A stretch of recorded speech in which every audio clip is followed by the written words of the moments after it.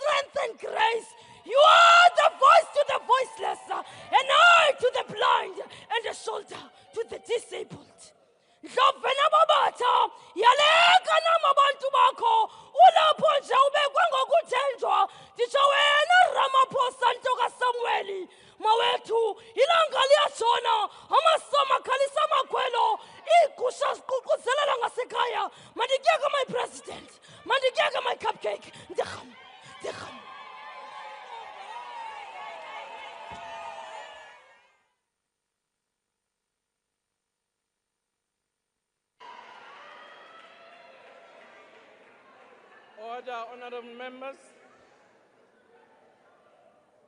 Honorable members, there will now be an opportunity for silent prayer or meditation. As we do that, may we please acknowledge our fallen members of the armed forces in the Democratic Republic of Congo.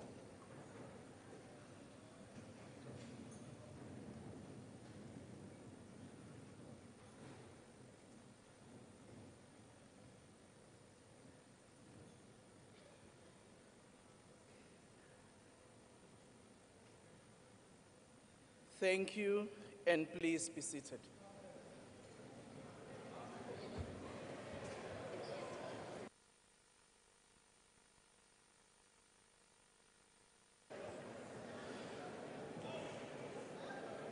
Order, honorable members. Honorable members, the President has called this joint sitting of the National Assembly and the National Council of Provinces in terms of Section 84, subsection 2D of the Constitution of the Republic of South Africa, read with Joint Rule 13, subsection 1A, to deliver his State of the Nation address to Parliament. I now call on the Honorable the President to address the joint sitting.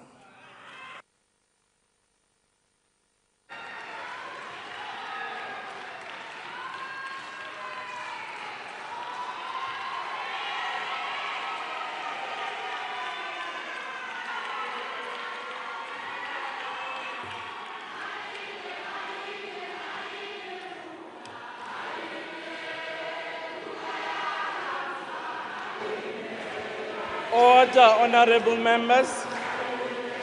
Order, honorable members, can we please take our seats? Honorable members, can we please take your seat and allow the President to address the House and the nation?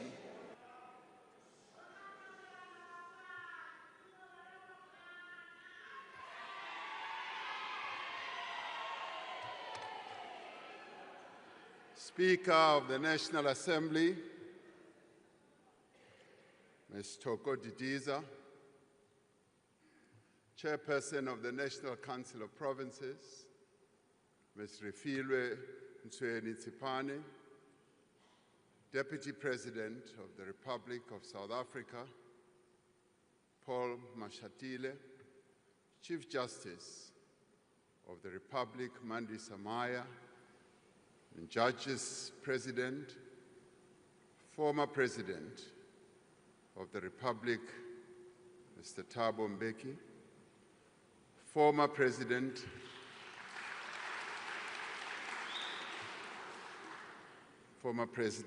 Kgalema Motlanthe, former Deputy President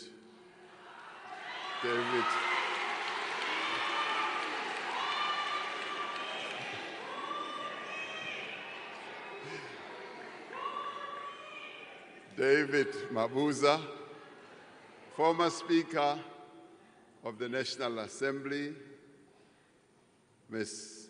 Baleka Mbete,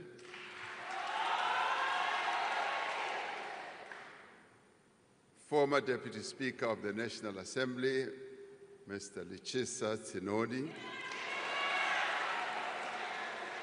former Chairperson of the National Council of Provinces, Mr. Amos Masondo, Mayor of the City of Cape Town, Mr. Gordon Hill-Lewis, Dean of the Diplomatic Corps, regional deans, and heads of missions, members of parliament, and fellow South Africans. We gather here as we mourn the death and tragic death and devastating loss of 14 South African soldiers who were part of a mission to bring peace to the Eastern Democratic Republic of the Congo. We pay tribute and bow our heads to Staff Sergeant William Eddie Ola, Staff Sergeant Mulahlehi Ishmael Mulahlehi, Staff Sergeant Shahlane Theophilus Siepe, Corporal Matume Justice Malisa, Corporal Renae Nemabulani, Lance Bombardier Itumeleng MacDonald Mureo, Lance Corporal Tseke Moffat Molapo, Lance Corporal Metsi Stensley Raswiswi, Rifleman Sibatane Richard Chokwe, Rifleman Derek Maluleke, Rifleman Sidiso Andris Mabele, Rifleman Calvin Louis Moahi, Rifleman Moketi Joseph Mobe, Private Peter Jacobus Strado. Speaker, I thank you for getting us to honor these fallen heroes. I have directed that a national flag be flown at half-mast in honor of these fallen heroes for a week starting from tomorrow morning.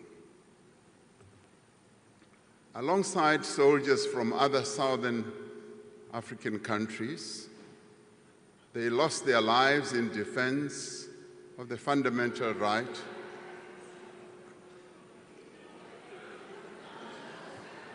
of the Congolese people to live in peace and security. They lost their lives not in the pursuit of resources or territory or power. They lost their lives so that the guns on our continent may be forever silenced. So we salute them.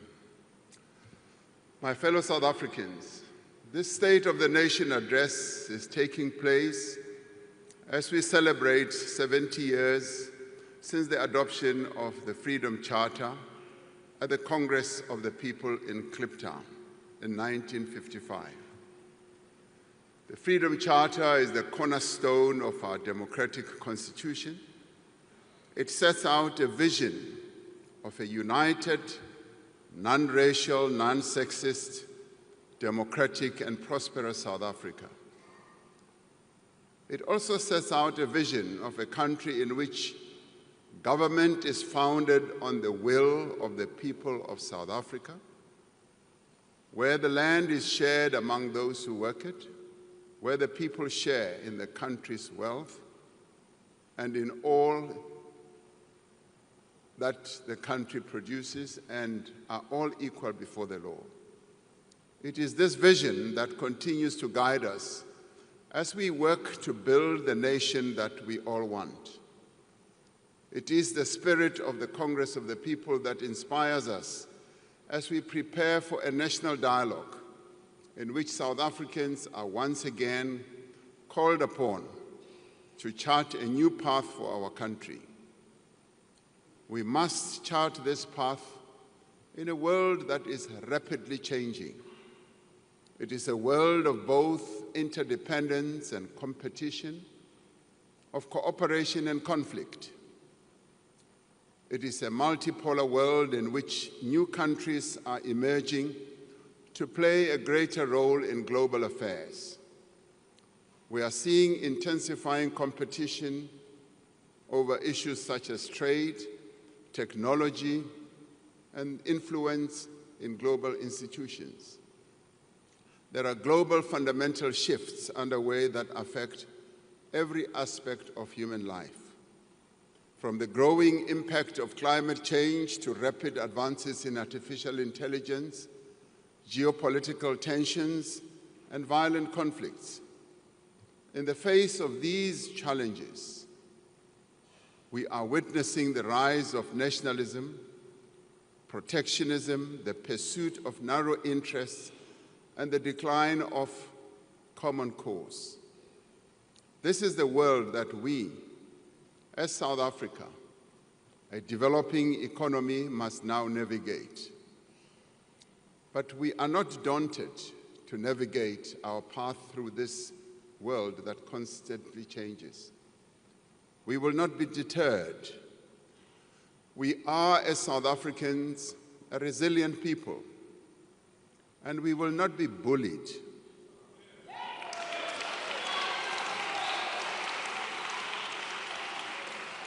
We will stand together as a united nation, and we will speak with one voice in defense of our national interests, our sovereignty, and our constitutional democracy.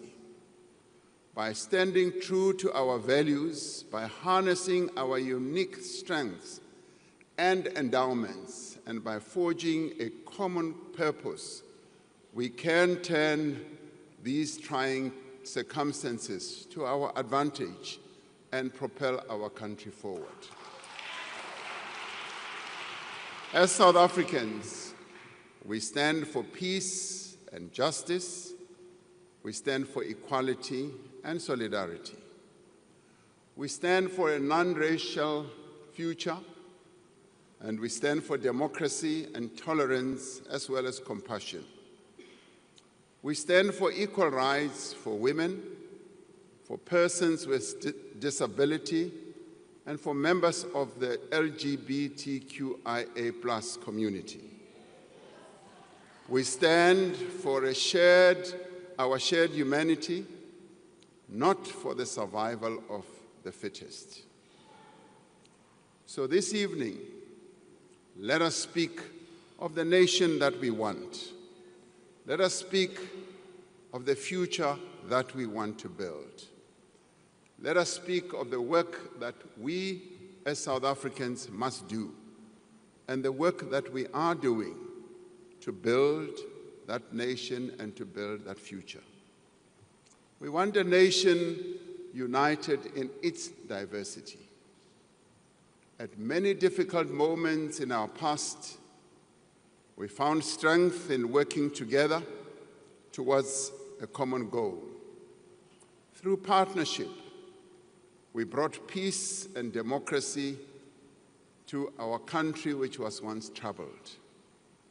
We overcame apartheid, a crime against humanity that denied people their human rights, that deprived them of the land and livelihoods, that sought to strip them of their dignity, that humiliated them. Through partnership, we overcame a devastating pandemic and rebuilt our country in the wake of state capture as well. Together, we have built durable institutions that support our democracy, that protect our fundamental rights and promote the well-being of South Africans. We have built meaningful partnerships between government and business and labor and civil society and other social partners to drive growth and development. These stand as models of cooperation for the rest of the world. South Africans are continuing to work together to confront our country's challenges and build a nation that works for all. Guided by the wishes of the people as expressed in last year's elections, we have formed a government of national unity to give expression to our culture of cooperation. As political parties, we have set aside our differences and agreed to work together for the good of all South Africans. In the last week, we have adopted the Medium-Term Development Plan, which sets out a clear and ambitious program for the next 5 years. The actions contained in the Medium-Term Development Plan will advance our 3 strategic priorities. Firstly, to drive inclusive growth and job creation. Secondly, to reduce poverty and tackle the high cost of living. And thirdly, to build a capable, ethical, and developmental state. Our most urgent task is to grow our economy so that we can create jobs, reduce poverty, and improve the lives of South Africans. To undertake this task, we need a government that works for the people. We need a state that is capable, competent, underpinned by a professional public service. South Africans want a state that treats all people with dignity, humility, and respect. A state with leaders who are prepared to serve our people with complete dedication, and public servants who are ethical, skilled, and properly qualified. To achieve these objectives, we are strengthening the role of the Public Service Commission in the appointment of key people who direct the affairs of our state, such as Directors General, Deputy Directors General, Chief Executive Officers of SOEs and board members and other senior positions. We will introduce a graduate recruitment scheme so that we may attract the best and the brightest in the public service. A capable state must start where our people live and work. In many cities and towns across our country, roads are not maintained. Water and electricity supply is often disrupted. Refuse is not collected, and sewage runs in the streets. In part, this has happened because many municipalities lack the technical skills and resources required to meet our people's needs. Many municipalities have not reinvested the revenue they earn or collect from these services into the upkeep of infrastructure. Starting this year, we will work with our municipalities to establish professionally managed ring-fenced utilities for water and electricity services to ensure that there is adequate investment and maintenance. Many of the challenges in municipalities also arise from the design of our local government system. We will therefore undertake extensive consultation to develop an updated white paper on local government to outline a modern and fit-for-purpose local government system. We will also review the funding model for municipalities. We will do so because many of our municipalities truly do not have a viable and sustainable revenue base. We will work with traditional leaders in the implementation of local development programs. We will also seek to work with our traditional leaders in ensuring that they continue their own work as we give them the recognition as the natural and indigenous leaders of our people. We will expand our support to municipalities that require assistance, drawing on the lessons of the Presidential eThekwini Working Group. We are seeing great progress in eThekwini as we implement the district development model, which enables all key role players, as in government, business, labor, and community-based organizations, to work together. As we work to reform the public service and build the capability of the state, we will harness technology to transform the way government works. We will invest in digital public infrastructure to give South Africans access to government services anytime, anywhere, through a relaunched government gov.za platform. At the heart of this transformation will be the implementation of a digital identity system. Now, these measures will in the end transform the relationship between citizens and government and create one government that is accessible to every person at a touch. We want a nation with a thriving economy, an economy that benefits all. To create this virtuous cycle of investment, growth, and jobs, we must lift economic growth to above 3%. To achieve higher levels of economic growth, we are undertaking massive investment in new infrastructure while upgrading and maintaining the infrastructure that we have. We're developing innovative ways of funding infrastructure. We are engaging local and international finance institutions and investors to unlock 100 billion rand in infrastructure financing. A project preparation bid window has been launched to fast-track investment readiness. This includes revised regulations for public-private partnerships, which will unlock private sector expertise and funds.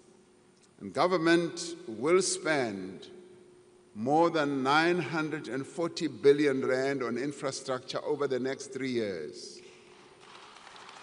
Now, this includes 375 billion rand in spending by state-owned enterprises.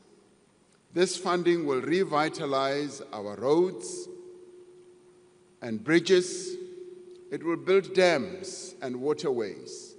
It will modernize our ports and airports and also power our economy.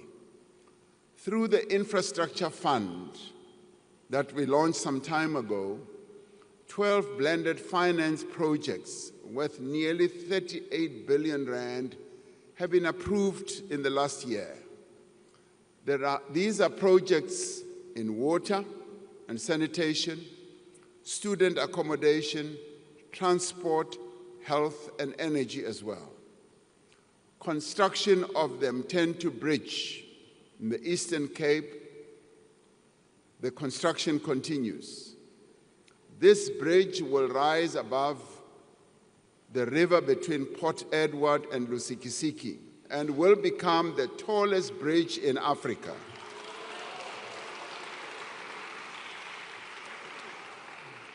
The Podihadi Dam in Lesotho will feed 490 million cubic liters of water a year from the Lesotho highlands into the Vaal River system, securing water supply to several provinces for years to come.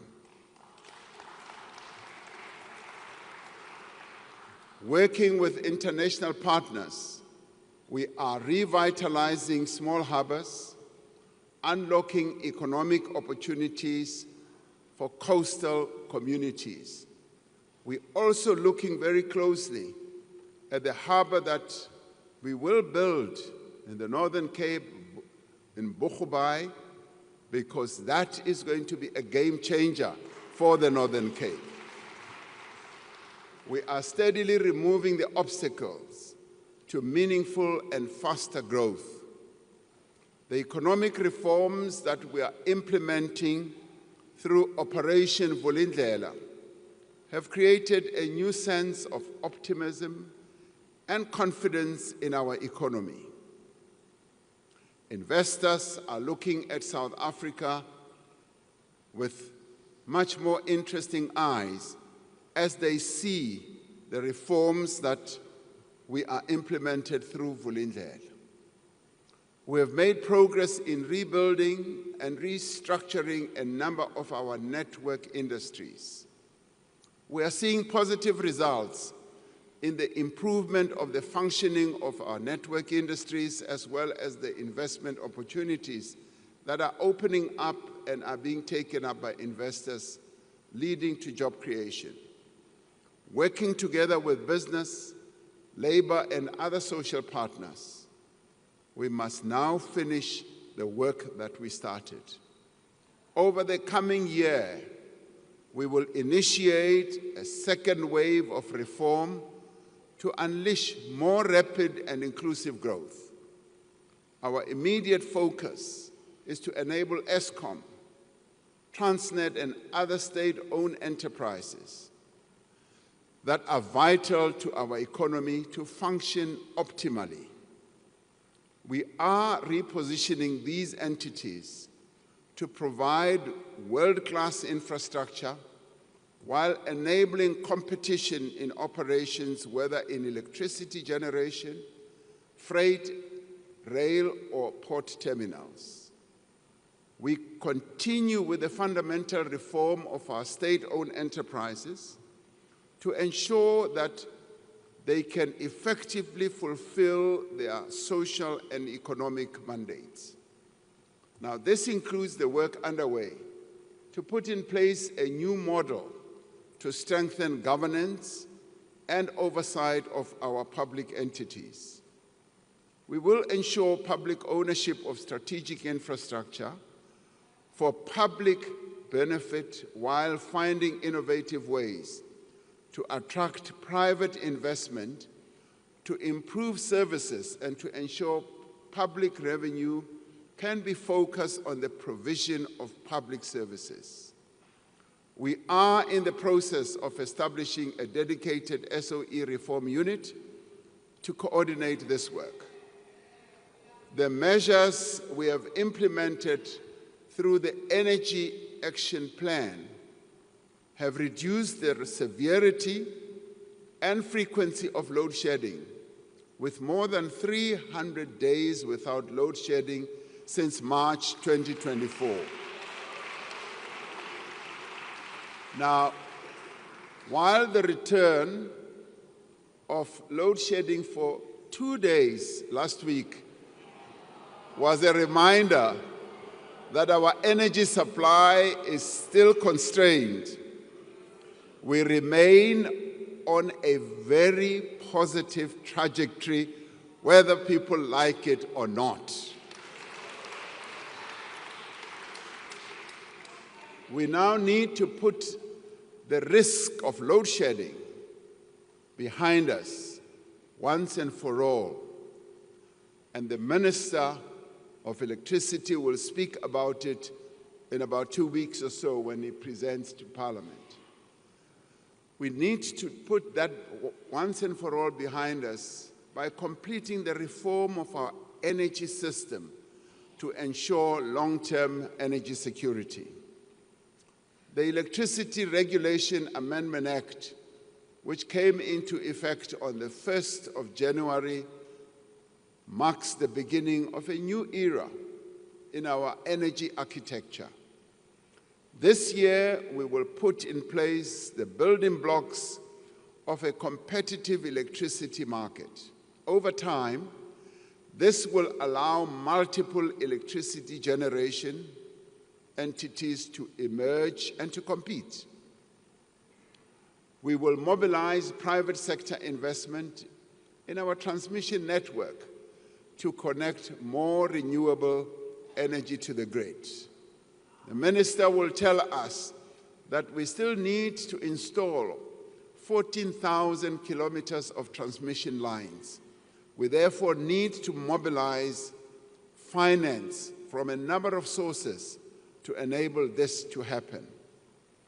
As we reform our energy system, we are continuing to build successful multilateral partnerships in the global effort to halt the devastating impact of climate change. Our just energy transition is gaining momentum. Over $13 billion have been pledged by the international community, and significant private capital is being invested locally. We are determined to meet our carbon reduction commitments and will do so at a pace and at a scale that our country can afford.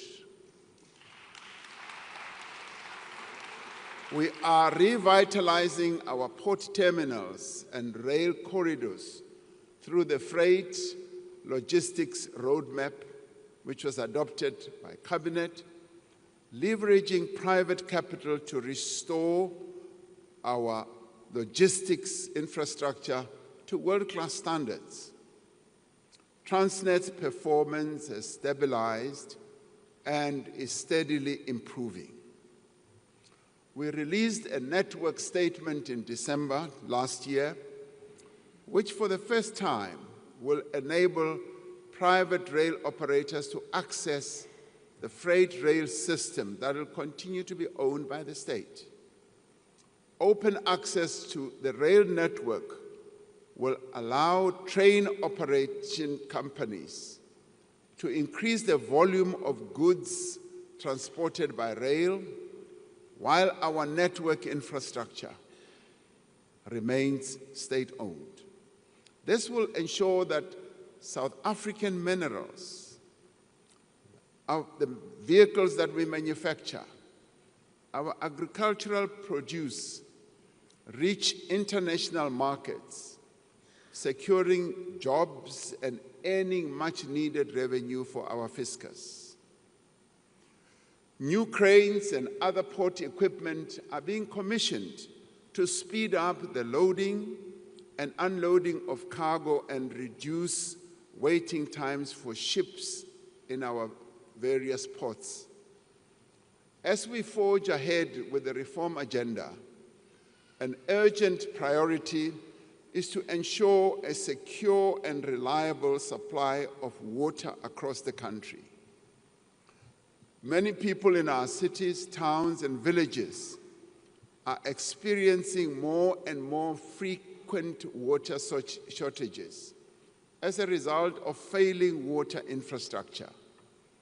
It is impossible to live without water, as we all know, and it is impossible for the economy to grow without water. We are therefore taking a series of decisive actions to resolve the water crisis, to enable our people to get water where they live, whether in townships or in the rural areas. We are investing heavily in expanding our water resources.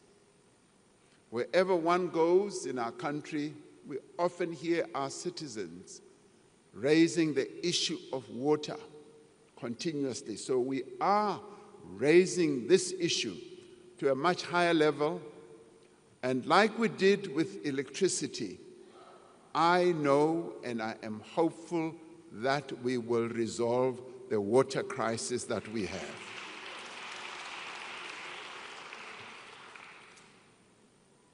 Loko famba uya atindaweni to tala u kuma ku ri vakhegulu va rila hi yona mhaka leyi ya mati.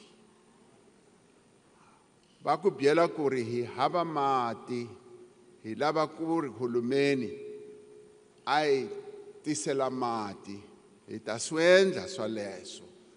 Hi lava ku ri mi tiva kahle laha mi nga tshama kona ku ri mati a ta va kona, hi ta wa tisa mi wa kuma. To date, the Infrastructure Fund has secured 23 billion rand for 7 large water infrastructure projects. We have ended delays in major water infrastructure projects like Phase 2 of the Lesotho Highlands Water Project and the Umkomazi Dam. Work is underway to prepare for construction of the Ntabelanga Dam on the Umzimvubu River to supply additional water for domestic use as well as for irrigation in the Eastern Cape. Within the next year, we will complete the establishment of the National Water Resource Infrastructure Agency to unlock much greater investment in water projects. Through the Water Services Amendment Bill, we will introduce a licensing system for water service providers and remove licenses where providers do not meet the standards for quality drinking water. As part of our reform agenda, we will ensure that our focus on water is intensive and it speeds up. As we move ahead with our reform processes, we will continue to enhance our visa system to make it easier for skilled people to invest in our country and to grow tourism. This year, we will launch the electronic travel authorization system to enable a secure, fully digital visa application process. Now, this system will use artificial intelligence and automation to reduce the scope of corruption and enable rapid turnaround times for tourist visas. We have cleared over 90% of the backlog of more than 300,000 visa applications.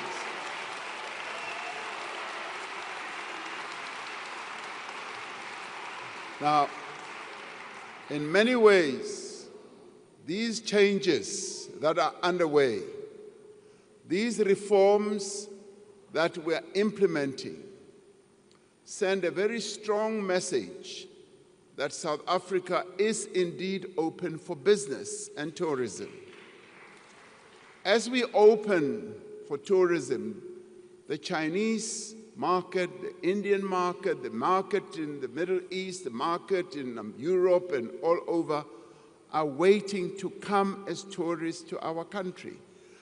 We want a nation in which prosperity and opportunity is shared by all. For many decades, our economy has been held back by the exclusion of the vast majority of South Africa's people. Black South Africans were deprived of land, of capital, of skills, and of opportunities. Our economy was starved of the potential that it has. And this is why we need to transform our economy and to make it more inclusive. That is why our focus is on empowering our people, on empowering women and persons with disabilities, because they were deliberately excluded from playing a role in the economy of their own country. And we will set up a transformation fund worth 20 billion rand a year over the next 5 years to fund Black-owned and small business enterprises. We will fast-track the regulations of the Public Procurement Act to ensure that businesses that are owned by women, by young people, and persons with disabilities receive equitable opportunities in government contracts. And we have started and will continue to train women entrepreneurs to enable them to compete for government tenders. In November last year, we launched the National Skills Fund Disabilities Program. In its first phase, this transformative initiative will empower over 10,000 persons with disabilities through tailoring training for them and through ensuring that they get stipends and specialized tools. This part of the work we must undertake as business, as government and labor and civil society to enable people with disabilities to play an important role in the economy of our country. For far too long, they've been relegated to the back rooms of everything. Through these programs, we are not only righting a grave historical wrong, we are unleashing the potential of our economy for sustained growth. We want a nation where there is work for all, where every person can earn a decent living and realize their potential, where the rights of workers are protected and working conditions are improved, where women and men receive equal pay for work of equal value. We need to ensure that growth creates jobs for all, and especially for young people. The success of the presidential employment stimulus shows how public employment programs can create meaningful work that generates a wider benefit and contributes to sustainable employment. The employment stimulus that we introduced during the COVID period has created almost 2.2 million work and livelihood opportunities through innovative models that provide high-quality work to participants. The Social Employment Fund has created over 80,000 jobs this year. It has supported more than 12,000 participants to enter entrepreneurial activities. During the past year, young people secured 235,000 work opportunities through the National Pathway Management Network. And this is underpinned by the SA Youth Mobi platform. We now need to build on these innovative programs to create jobs for young people at ever greater scale. And to create jobs, we must leverage our unique strengths as well as our unrealized potential to build the industries of the future, as in green manufacturing, renewable energy, electrical vehicles, and the digital economy that is also driven by artificial intelligence. This year, we will finalize a modernized and comprehensive industrial policy that drives economic growth. We will achieve this ambition by focusing on the opportunities in localization, diversification, digitization, and decarbonization. We're working towards the full implementation of the African Continental Free Trade Area, which will tear down the barriers to trade on our continent. As the most industrialized economy on the African continent, we are positioning ourselves to be at the center of this new growing market. We are harnessing the sun and the wind to make our country a leader in renewable energy and green manufacturing. With an abundance of cheap green energy, we can produce products that are competitive anywhere in the world and create hundreds of thousands of new jobs in this process. We are making sustainable use of the rich abundance of the South African earth by supporting our farmers, improving our logistics network and rural supply chains, and opening new export markets for products that we grow or produce. We can significantly expand our agricultural sector. We want South Africa to be leading in the commercial production of products such as hemp and cannabis, a product that is so well known in the Eastern Cape and KZN, a product that our forebears have produced for generations and generations. We can add modern value to it and bring it to the shelves of the entire world.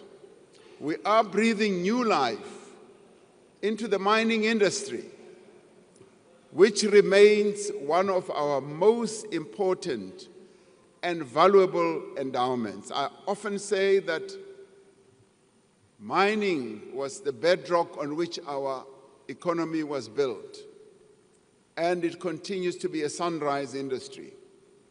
We are on track to implement a new, modern, and transparent mining rights system this year, which will unlock investment in exploration and production.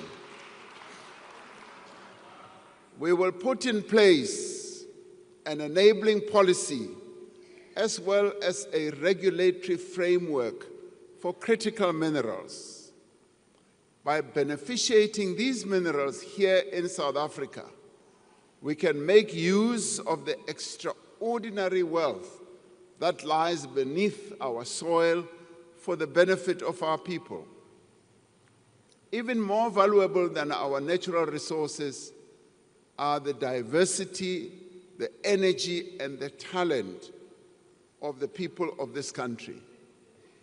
The services sector is now the largest part of our economy, ranging from financial services to retail, hospitality, tourism, and the burgeoning creative industry.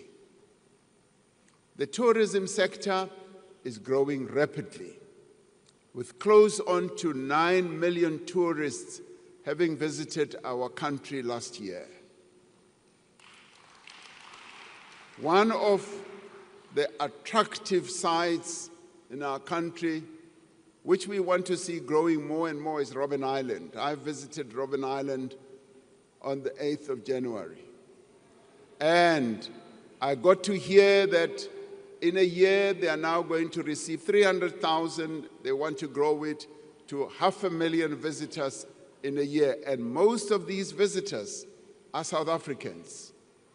So we will grow tourism through our visa reforms, through increasing the number of flights to key destinations, and through the marketing of our country as the best country to visit in the world. And we have also seen strong growth in digital services, as well as business process outsourcing, as well as data centers. As the need for data grows in the world, our country is seen as a reservoir of having data centers. And this is continuing to create jobs for young people. To support this growth, we are investing in skills development for the industries of the future. The Jobs Boost Fund has pioneered a new model that links funding for skills in demand for the successful placement and particularly employment of young people. We are expanding our support for small and medium enterprises and for the informal economy, which sustains millions of jobs as well as livelihoods across our country. This includes streamlining funding for small businesses, unlocking venture capital for high-growth startups, and developing a regulatory environment that enables rather than restricts informal enterprises. To build an innovative economy, the Department of Science and Technology and Innovation will establish an innovation fund to provide venture capital to tech startups that emerge from our higher education institutions. We are calling on business to use the SA Youth Mobi platform, which currently has some 4.5 million young people registered for their hiring purposes. We're calling on business to support the Youth Employment Service to scale up workplace experience opportunities over the coming year. We want a nation where no one goes hungry. For 30 years, since the dawn of democracy, we have worked together to reduce poverty. Today, our country spends around 60% of our national budget on the social wage, on health, on education, on social protection, community development, and public employment programs. More than 28 million unemployed and vulnerable people in our country receive social assistance. More than 10.5 million learners go to public schools where they do not have to pay fees. Last year, over 900,000 students from poor working-class backgrounds and poor families and working-class backgrounds received funding to study at universities and colleges. Now, through these programs, we are alleviating the worst effects of poverty. We are providing the means through which South Africans can rise above poverty that has been passed down from one generation to the next. But we have much to do, and much more work needs to be done to end poverty in our country. We must do much more to ensure that women in particular no longer face the hopeless task to feed and clothe their children. While government invests heavily to support poor and unemployed people, these programs are fragmented and sometimes they are difficult to access. We are therefore building an integrated system of support for poor and unemployed people. We are strengthening existing programs from job search support to public employment and making sure that together they provide people with pathways out of poverty. Rather than expecting those in need to approach several government agencies separately, a citizen should be able to go to one place to receive all the support that they need. To protect the gains that we have made since 1994 in advancing children's rights, we will adopt the National Strategy to Accelerate Action for Children, which focuses on 10 key priorities, including poverty reduction, child protection, and addressing malnutrition. The Social Relief Distress Grant is an essential mechanism for alleviating extreme poverty. We will use this grant as a basis for the introduction of a more sustainable form of income support for unemployed people.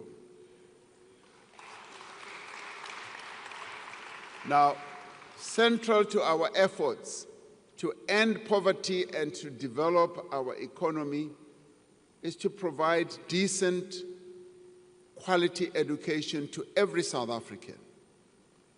We are immensely proud of the achievements of the matric class of 2024.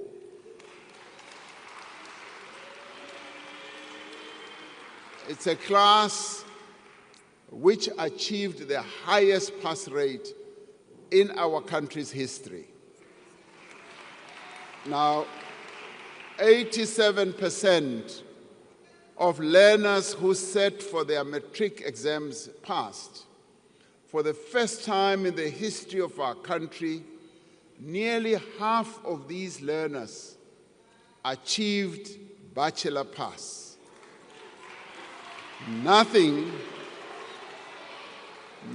can diminish, frankly, nothing can diminish our pride in the hard work of these learners and the steady support of their teachers, parents, and broader community. And let us give them a big round of applause.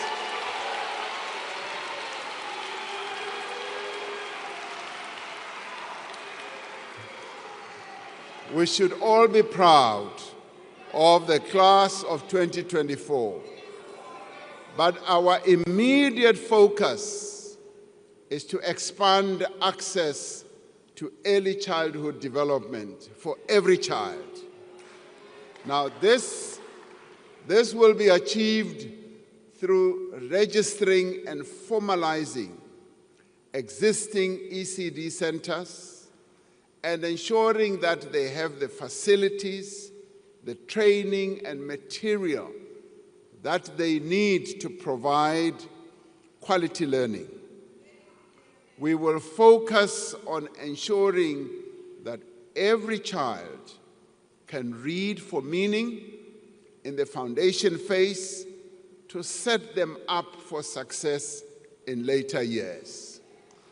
To achieve this, we are implementing mother tongue-based bilingual education. We do this to improve literacy and numeracy, and rolling out lessons plans, reading books, and other interventions that have been proven to work. The Funza Lushaka bursary scheme will continue to prioritize students who want to pursue a teaching career in the foundation phase. Last year, we signed the Basic Education Laws Amendment Act, which was passed by this Parliament.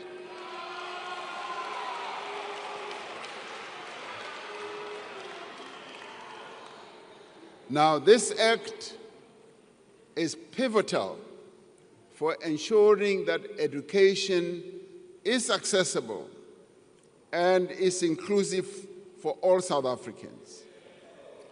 This year, the Minister of Basic Education will introduce national policy, the norms and the standards and regulations to empower all partners in the basic education field to support the implementation of the Act.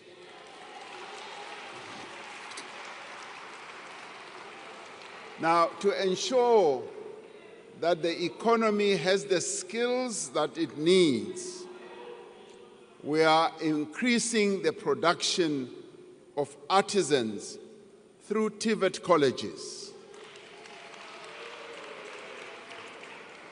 Now, this is part of the shift we are undertaking towards education and skills development that combines formal learning with job training. Now, drawing on the models that have proven to be so successful in other countries, we're calling on the private sector to offer young people experiential learning opportunities while they undertake their studies. We are implementing phase 1 of the comprehensive student funding model for higher education to address the needs of the missing middle. This will support approximately 10,000 students in the first year. We want a nation in which there is quality health care for all. This year, we will proceed with the preparatory work for the establishment of the National Health Insurance. Now, this includes developing the first phase of a single electronic health record system, the preparatory work to establish the ministerial advisory committees on the health technologies and healthcare benefits, and an accreditation framework for health service providers. The NHI will reduce inequalities in healthcare by ensuring that everyone gets fair medical treatment. Now, the NHI will save many lives by providing a package of services that include, for example, even more especially, maternal and newborn care and services also for people living with HIV, those with TB, and those suffering from non-communicable diseases such as heart disease, cancer, and diabetes. Our most immediate priority is to strengthen the health system and improve the quality of care. A vital part of this is the modernization, the improvement, and the maintenance of existing health facilities and the construction of new hospitals and clinics. A number of hospitals are under construction or are undergoing revitalization. Now, these include the Limpopo Central Hospital, the Siloam District Hospital in Limpopo, the Tlhabeng Regional Hospital in the Free State, the Bambisana District Hospital, Zitulele District Hospital in the Eastern Cape, and the Bophelong Psychiatric Hospital in Northwest. Now, our projects, rather other projects, are at various stages of design and development. Now, this includes the replacement of 3 existing new central hospitals, 5 new district hospitals, 5 community health centers, and a new psychiatric hospital. To improve patient experience, we are putting more emphasis on reducing waiting times, cleanliness, and staff attitudes in the public health facilities. We are encouraged by the great progress the country has made towards ending HIV and AIDS as a public health threat. By the end of March 2024, 96% of people living with HIV knew their status. 79% of these were on antiretroviral treatment, and 94% of these were on treatment with virally suppressed conditions.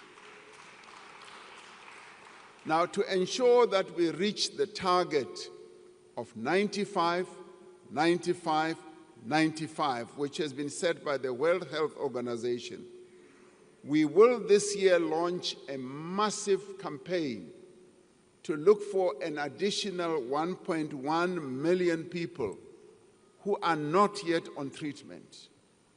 We are concerned about the potential impact of the decision by the United States government to suspend some of its funding for HIV and TB programs in African countries for 90 days.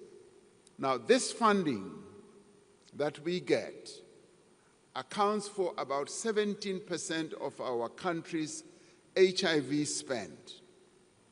We have been able, over the years, to provide funding from our own resources, our own fiscus, for our HIV and TB programs.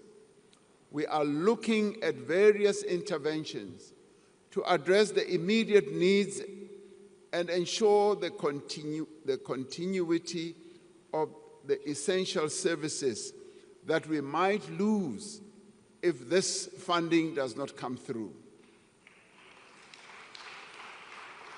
Now, to tackle inequality, we do need to undo apartheid special planning, which has scarred our country, our cities, and forced many people to live far away from areas of work and opportunity.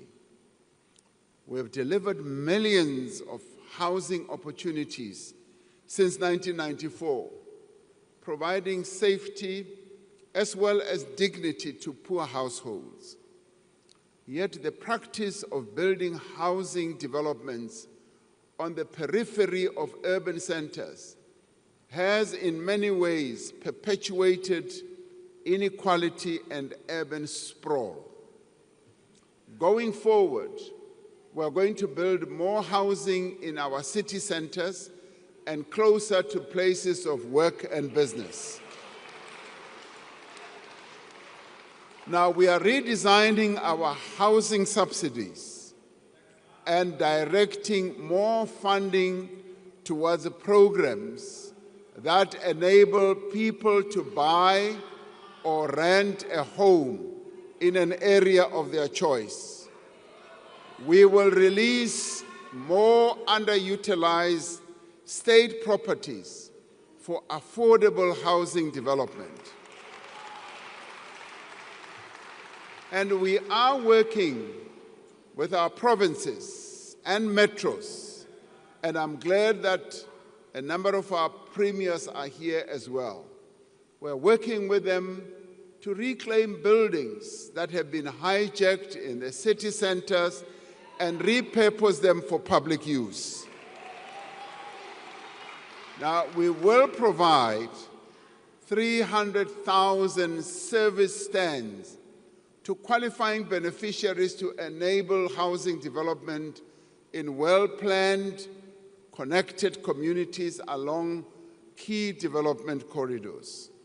We will clear the backlog of title deeds for subsidized housing, turning homes into household assets.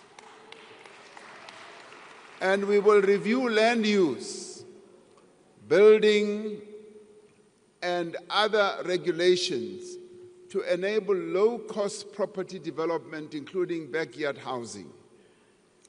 This represents a fundamental rethink of how the state delivers housing at scale while turning our cities into engines of growth and opportunity. In making our cities work for their residents, we will restore the remaining passenger rail corridors and stations to full service. More than 80% of passenger rail corridors have been returned to service. Now, PRASA has introduced over 200 modern, locally produced trains on its network to provide a low-cost option for public transport. Over the next 5 years, we will restore PRASA's signaling system so that we can put all our new trains to work and commuters can be assured that they can reach work safely, affordably, and on time. Now, we also want a nation in which everyone is safe. The police continue to work with other law enforcement agencies to dismantle organized crime syndicates and combat financial and violent crimes. The South African police has partnered with the metropolitan municipalities and continues to work with communities to fight crime in the priority provinces where crime is particularly high. Now, we are intensifying Operation Shanela. Shanela has been successful in arresting suspects, recovering firearms, and seizing stolen vehicles. And we must continue to tackle the scourge of gun violence that has continued to plague our society for decades. I have asked the Minister and the National Commissioner of Police to prioritize reducing gun-related crime and violence.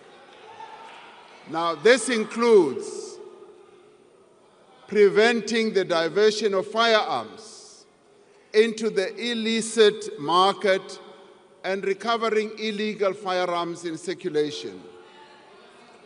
We know from international evidence and our own experience that this is the most effective way to reduce overall violent crime. The detective service, which is crucial to solving cases, will expand by 4,000 personnel through the internal recruitment processes.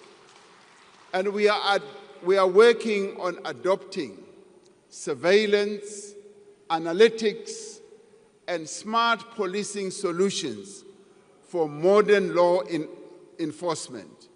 We have seen the value of technology in fighting crime, and a number of countries that have opted to utilizing technology have made great progress. And by utilizing artificial intelligence in its fraud risk detection and verification work, SARS has prevented the leakage of over 95 billion rand in impermissible refunds. It has recovered 20 billion in revenue and dismantled an illicit tobacco and gold scheme. We continue to work across society to end the violence that is perpetrated against women. We have promulgated the National Council on Gender-Based Violence and Femicide Act, establishing a national structure to oversee a coordinated response to this crisis. We will ensure that the Council is fully functional and properly resourced. We continue to strengthen support to victims of gender-based violence. There are now 65 Thuthuzela centers across the country.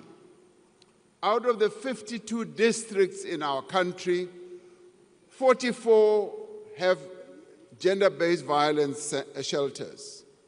All police stations in the country now have victim-friendly services. And another 16 sexual offenses courts will be established in the next financial year. Now, we want a nation that deals with corruption. Last year, we established the Investigating Directorate Against Corruption as a permanent entity of the NPA dedicated to investigating and prosecuting high-level corruption. We will ensure that the Directorate is fully resourced and have access to information that it needs to prosecute state capture cases and hold those responsible to account. We are establishing a world-class digital forensic lab to support the investigation of complex corruption and financial crime. We are making steady progress in implementation of the recommendations of the State Capture Commission, including signing into law several legislative reforms. The Special Investigating Unit and Asset Forfeiture Unit report that over 10 billion rand has been recovered in state capture-related cases. Now, this year, the Department of Justice and Constitutional Department will report on the review of the Anti-Corruption Architecture, National Anti-Corruption Advisory Council. This is expected to streamline legislation to eradicate duplication of mandates and foster greater cooperation between law enforcement agencies. And we will finalize the whistleblower protection framework and introduce the Whistleblower Protections Bill in Parliament during this financial year. And this year, we will strengthen South Africa's system of dealing with terror financing and further legislative systems improvements. To secure our removal from the International Financial Action Task Force grey list, we have made significant progress in addressing the weaknesses that were identified in our law enforcement system, with 16 out of 22 action items fully addressed. We want a nation that is at peace with the world. We want to continue through our international relations to advance the well-being of the people of South Africa as we seek to advance the well-being of humanity. Now, we will work to strengthen our trade relations around the world and to leverage our strong and diverse global alliances to make our economy more resilient. the key pillars of our foreign policy remain the promotion of human rights, peace and friendship, and the strengthening of fair trade and investment ties with other countries. Now, these are the principles that guide our presidency of the G20 this year. We have chosen the theme of solidarity, equality, and sustainable development to underscore the need for cooperation and partnership amongst the countries of the world. For the first time in its history, the G20 is being hosted on the African continent. And this is particularly important following the admission of the African Union as a member of the G20. It is a great opportunity for us to place the needs of our continent and the rest of the global South more firmly on the international development agenda. Our G20 presidency is a valuable opportunity for South Africa to advance efforts towards greater global economic growth and sustainable development. Africa remains at the center of our foreign policy. We continue to work to strengthen the African Union, to support the achievement of peace, development, and economic integration on our continent. We know that our future prosperity is intricately linked and bound to the prosperity of the African continent. For South Africa to thrive, we must ensure that Africa does indeed thrive as well. And we must silence the guns on our continent. Now, since the advent of democracy, we've been instrumental in restoring stability in countries such as Côte d'Ivoire, Burundi, South Sudan, Lesotho. More recently, we've been part of the SADC peacekeeping mission in Mozambique that has brought relative calm and stability to the Cabo Delgado province. The presence of South African peacekeepers in the eastern DRC is testament to our continued commitment to peaceful resolution of one of the world's most intractable conflicts that has gone on for years and that has cost millions of lives and displaced many people. Now, we call on all parties to embrace the current diplomatic efforts to find a peaceful resolution, including honoring the Luanda process. We will attend the joint summit between SADC and the East African Community scheduled to take place in Tanzania this weekend, where we will reiterate our call for a ceasefire and a resumption of talks to find a just and enduring solution, and we will make sure that our boys, our soldiers do come back home. We have always believed that the freedom that we won and the international solidarity from which we benefited does impose a duty on us to support the struggles of those who continue to experience colonialism and oppression. South Africa continues to stand in solidarity with the people of Palestine, who have endured decades of illegal occupation and are now experiencing indescribable suffering. And South Africa has acted in accordance with its obligations under the Genocide Convention by instituting proceedings against Israel in the International Court of Justice. We are fully committed to the articles of the United Nations, including the principles that all members should settle their international disputes by peaceful means. We support the principle of respect of the territorial integrity and sovereignty of all states and peoples. We continue to participate in the different peace processes seeking to bring about a just and lasting peace in Ukraine.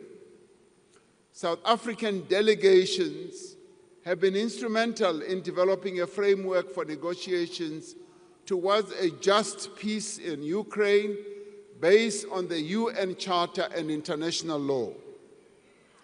Our country continues to advance its agenda of cooperation and multilateralism through its membership of the United Nations, the African Union, the Non-Aligned Movement, BRICS, and a number of other international bodies.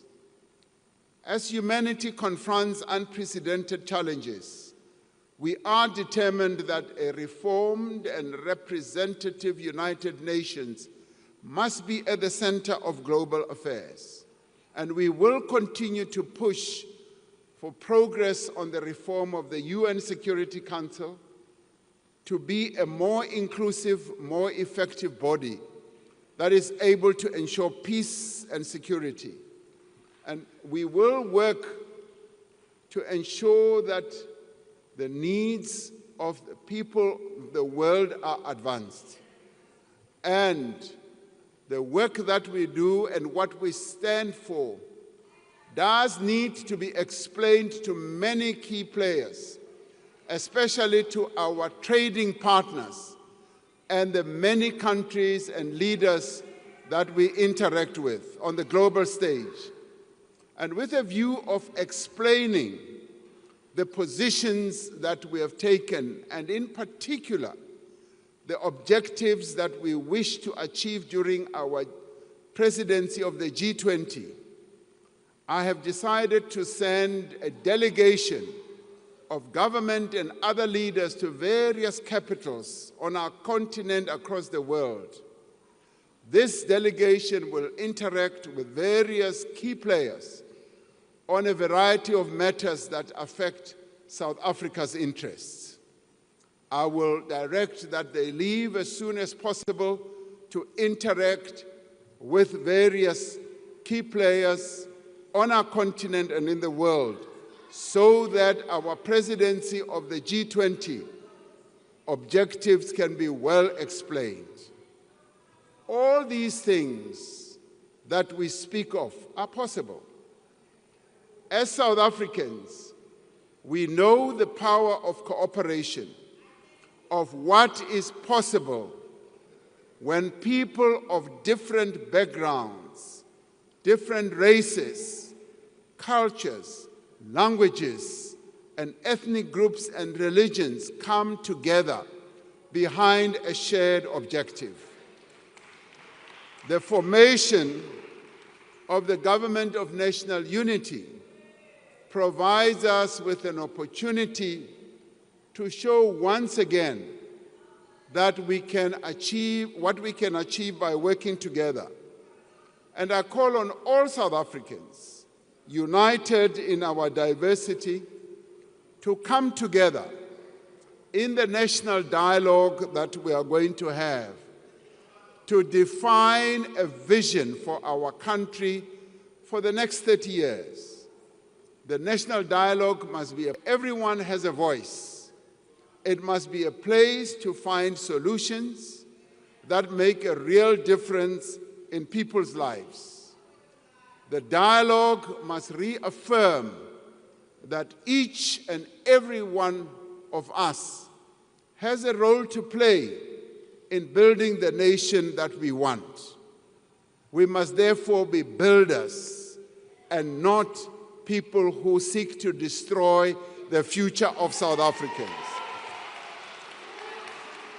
While we may differ on many issues, we agree on one thing, that we need to build a better South Africa and improve the well-being of our people, and that we should do so not by sitting on the sidelines and shouting.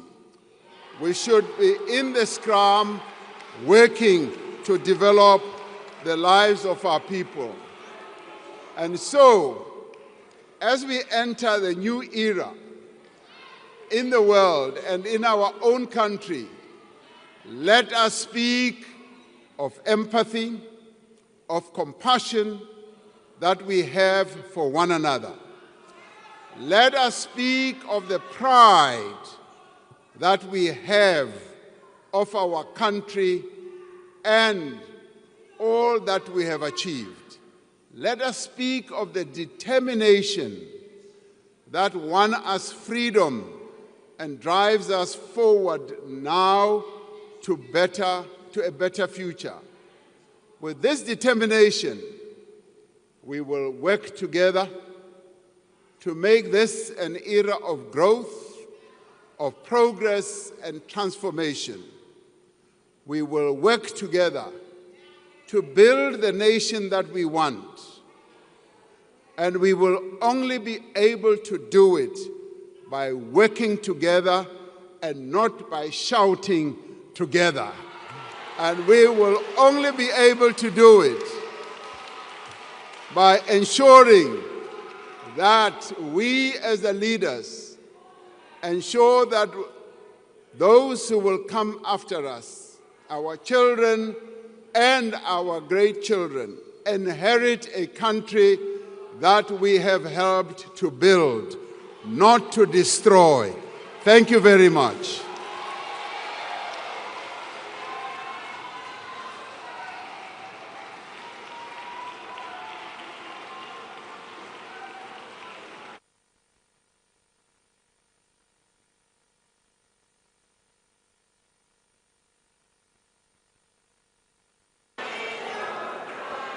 Order, honorable members, order.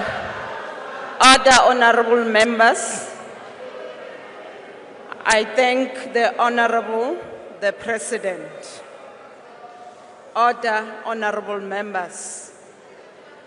After I have adjourned the joint sitting, members should rise and remain at their places until the procession has left the chamber.